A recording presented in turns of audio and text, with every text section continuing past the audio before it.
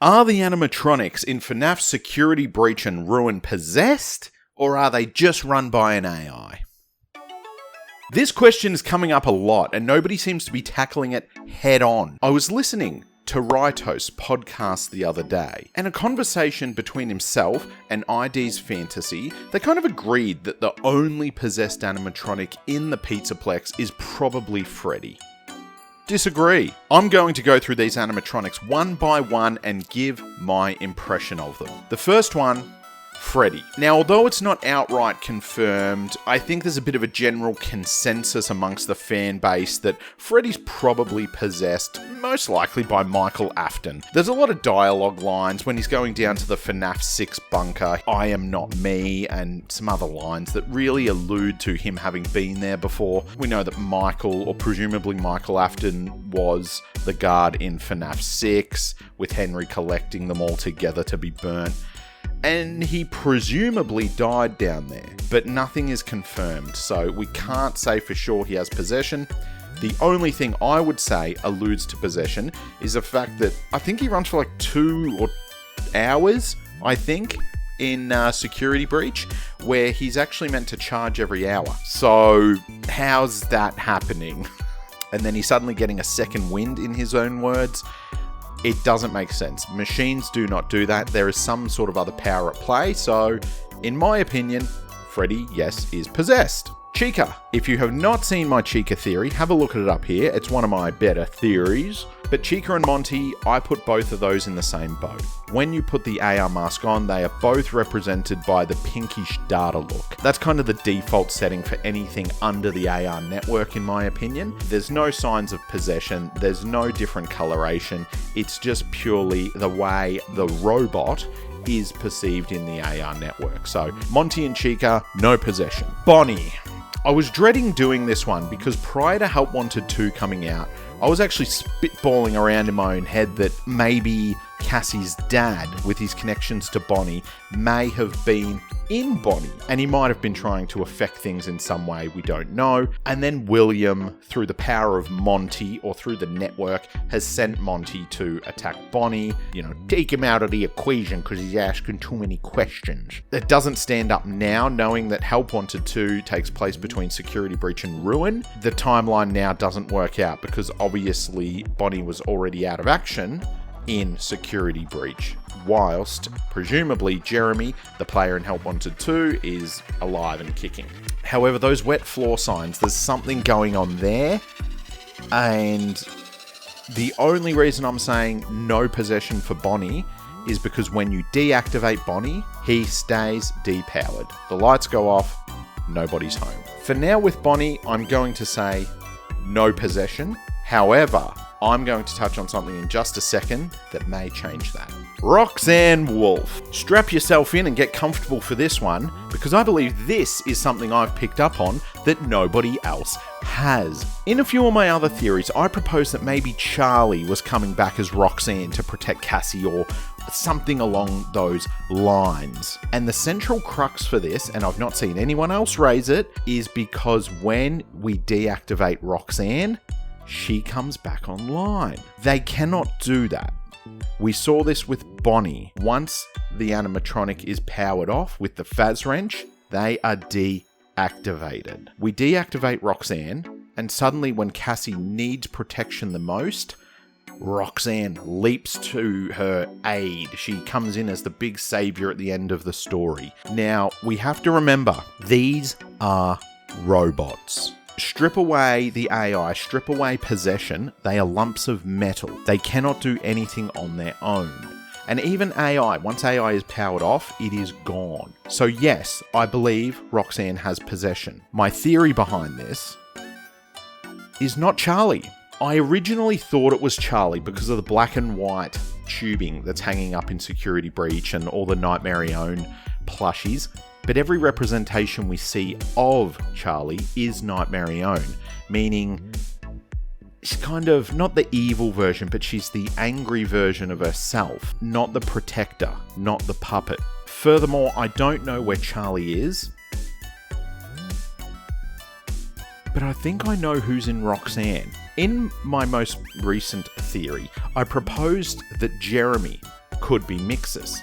When he, in my opinion, is in the network, he's in MaskBot. Then when MaskBot goes, I believe Jeremy stays in the network. I believe he's still in there. He doesn't disappear. And so I presumed he went over into Mixus. It was a speculation on my behalf with no foundation. However, let me ask you this. If somebody was going to come to Cassie's aid, it would be her father. If somebody was going to possess an animatronic via the network, it would be Cassie's dad. And you think to yourself, well, why didn't he just do that from the start? Well, that's because the security nodes were still active.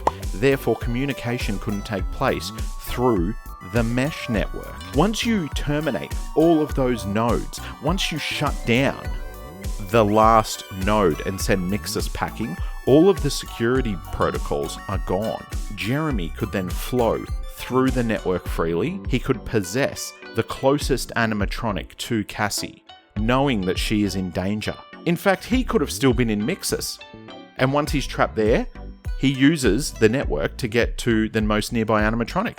Both theories still hold up. However, it would make sense that he would possess Roxanne Wolf. He would come to the aid of his daughter once he could, because the network was back up and running. I like it. The more I flesh that out, I like it. Let me know what you think about that Roxanne thing down below. In my opinion, Roxanne, possessed. The Mimic. Now, this is a hotly debated one. We all want to know who the Mimic is. Is it Afton? Is it meh? But I'm going to link two things together here. Bold statement. The Mimic is not possessed. It is just an AI. It's been boarded up in that concrete room for however long. Probably during the FNaF 6 stages, prior to the fire.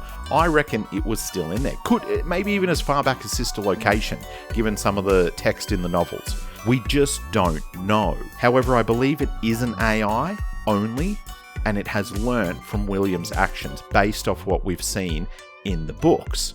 Moving over and tying this together with Burn Trap, people believe that the Mimic could be William. That doesn't work because I'm going to point something out here that not a lot of other people have. I personally believe that all of the endings of Security Breach are canon, but they are not all in the continuity. Now, there's a big difference between these two things. Your crash course is canon events are things that basically could take place. They could have taken place in another timeline, or they did closely take place. The thematics and whatever happens in them are canon and can happen. However, only one is the true ending that actually took place in the game timeline. I'm not sure exactly which one it is. It doesn't matter which way you slice it though, because Burn Trap is in a pod. Burn Trap is the burnt remains of William Afton, of Springtrap, of Scraptrap, of whatever you want to call him. It is William Afton, the human skeleton, in the Springtrap suit. And obviously he was burnt out in FNaF 6. He's made his way into a pod, I believe, to survive. I believe he needed to go in there to survive. That is my working theory. And because of that, he can't possibly be in the Mimic. It doesn't make sense. Given the continuity, Burn Trap must be in that tube, William must be in that tube. The Mimic has learnt from him, the Mimic is a separate entity. Well, then you're asking me the last thing on the list. What is Helpy? What is the network? What is Glitch Trap? All three of those things are the same thing. Helpy once was a helpful interface for the Pizzaplex, got possessed by Glitch Trap, and is now, I refer to it as the network AI. I personally don't believe it has mimic ability. I think it's just Glitch Trap, a virus, or whatever you want to call it, but I personally don't believe it actually has mimic ability. There's nothing to support that it's a mimic, except for some stuff in the text. But as far as game continuity goes, there's only the mimic in the basement, and then obviously Helpy, who wants you to shut down the security nodes and release the mimic. So, bad network. So who are they? And are they possessed? Well, the mimic's not possessed. Burn Trap, yeah, I would say is possessed. Helpy, network, Glitch Trap.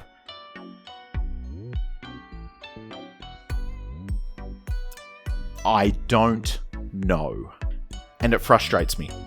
It frustrates me beyond anything else because I feel that I've got a good handle on these animatronics and who is possessed and who is not. I think I've brought up some points that nobody else has picked up on. But when it comes to Glitch Trap, I don't know.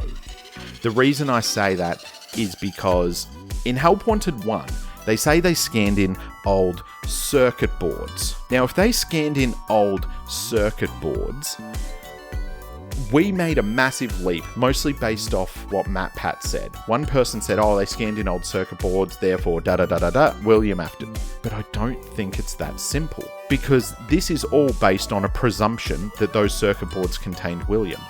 We are never told who is in the circuit boards. The only time we've ever seen a board that contains someone is in Sister Location. John from FNaF pointed this out. I will credit him, obviously. And he said that you pull out this little green chip out of Baby and Sister Location, and she says something like, that contains me, or that is me. It's something referencing that she is in there. Now, if that's the case, that would denote to me William's designs have these circuit boards that contain whoever it is, contain the possession, contain the remnant, contain the soul, contain the data, whatever it may be. Now, I don't know whether that is containing a possession or it's containing data about the person, or whether it is just AI. Maybe Baby's just AI. There's another rabbit hole for you to go down. The only thing I lean on is that in the end of Tiger Rock, where Kai escapes, and it never made sense to me. I always tried to make sense of this scene, but he sees a man standing with a blonde little girl and something like a creature that's features are all wrong. Now, at the end of Ruin, when the mimic gets scooped, it's wearing that outfit, if you do everything right, and all the features are wrong. I've pointed this out before. I couldn't place the other two, but I think I've got this now. I think I might have worked this out just on the spot. If in the book we see a man with a blonde little girl and whatever that's features are all wrong, the features are all wrong is the mimic. The little girl is Elizabeth, and the man is William. William's designs of the animatronics he made would obviously have those data chips in it, as we saw in Baby and Sister Location. It stands to reason then that William could have, would have, possibly have put one of those in his own suit. After all, he was repairing himself to become Scrap Trap. And if William has done that with both himself and Elizabeth, they would be the ones in the network after the fire. That would be the circuit boards we found. And the mimic is the other one standing there in Tiger Rock. And Tiger Rock is all about multiple entities within one system.